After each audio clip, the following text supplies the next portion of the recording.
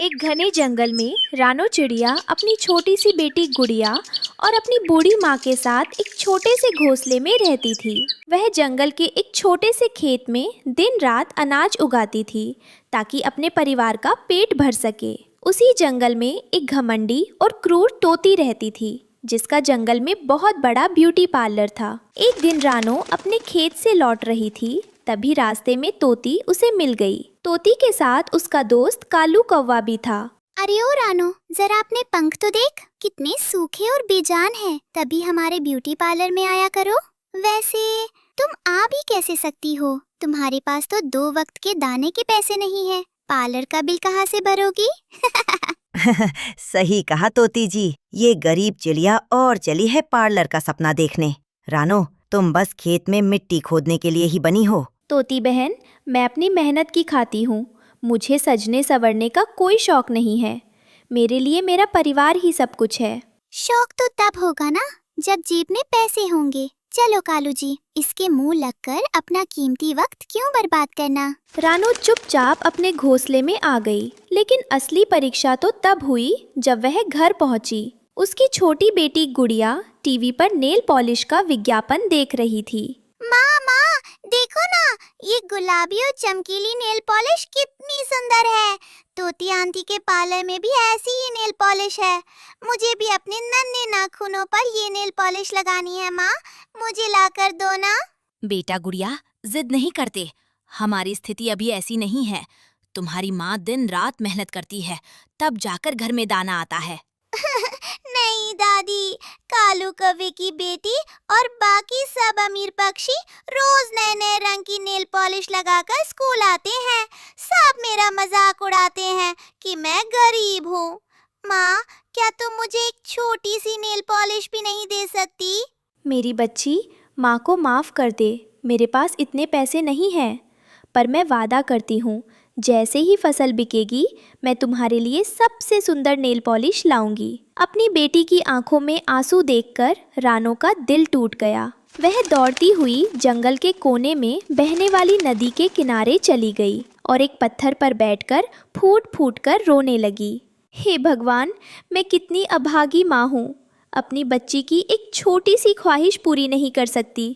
उस घमंडी तोती और कालू कौवे ने सबके सामने मुझे कितना नीचा दिखाया। मैं क्या करूं? तभी अचानक नदी के पानी में से तेज रोशनी निकली और एक बूढ़े दयालु जादूगर वहां प्रकट हुए। उनके हाथ में एक जादुई छड़ी थी। रो मत भोली चिड़िया, रो मत। तुम्हारी आंसुओं की गूंज मेरे दिल तक पहुंची है। मुझे बताओ, तुम्हें क्या परेशानी है? आप कौन है बाबा? और मैं बहुत गरीब हूँ। मेरी बेटी एक छोटी सी नेल पॉलिश के लिए रो रही है, पर मेरे पास उसे खरीदने के पैसे नहीं हैं। सब मेरा मजाक उड़ाते हैं। रानो, तुम एक बहुत ही ईमानदार और मेहनती चिड़िया हो। जो दूसरों का मजाक उड़ाते हैं, उनका घमंड एक दिन जरूर टूटता है। ये लो। जादूगर ने अपने थैले से एक चमकीली सतरंगी शीशी निकाली। बाबा, ये क्या है? ये एक जादुई नेल पॉलिश है। इसे बाजार में बेचना मत। इसे ले जाओ और अपने खेत की मिट्टी में बो दो। रोज इसमें थोड़ा सा पानी देना। कल सुबह तुम्हें चमत्कार दिखेगा।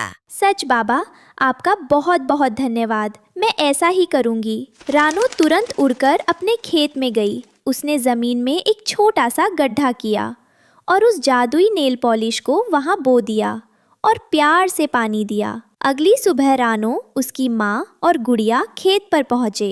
वाह माँ, ये क्या है? ये तो चमत्कार है। पूरे खेत में अनाज की जगह छोटे छोटे जादुई पौधे उगे थे, जिन पर रंग बिरंगी चमकदार नेल पॉलिश की शीशियाँ फलों की तरह लटकी हुई थीं। कोई लाल थी, कोई नीली, तो कोई सोने जैसी चमक रही थी। उन पौधों से एक प्यारी सी खुशबू आ रही थी। भगवान का लाख लाख शुक्र है, हमारी गरीबी के दिन अब खत्म हो गए। हाँ माँ, देखो गुड़िया, तुम्हें कौन से रंग की चाहिए?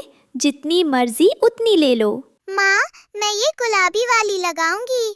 ये तो तोती आंटी की नेल पॉलिश से भी 1000 गुना ज्यादा सुंदर है। रानो ने अपनी बेटी के नाखूनों पर वो जादुई नेल पॉलिश लगाई जैसे ही पॉलिश लगी, गुड़िया के छोटे छोटे पंख भी चमकने लगे। जल्द ही पूरे जंगल में बात फैल गई कि रानो चिड़िया के खेत में जादुई नेल पॉलिश की खेती हुई है। जंगल के सारे पक्षी तोती का पार्लर छोड़कर रानो के खेत से मुफ्त में नेल पॉलिश लेने आने लगे। ये देखकर तोती गुस्से से लाल पीली हो गई। ये नहीं हो सकता। उस भिखारी चिड़िया के पास इतनी सुंदर नेल पॉलिश कहाँ से आई? मेरा पूरा बिजनेस ठप हो गया। कालू जी, कुछ करो वरना मैं बर्बाद हो जाऊंगी। शांत हो जाओ तोती जी, कालू कौवा अभी जिंदा है। आज रात जब सब सो रहे होंगे, मैं रानो के खेत में जाऊंगा और सारे जादुई पौधे उखाड़ कर तुम्हारे पार्लर में ले आऊंगा।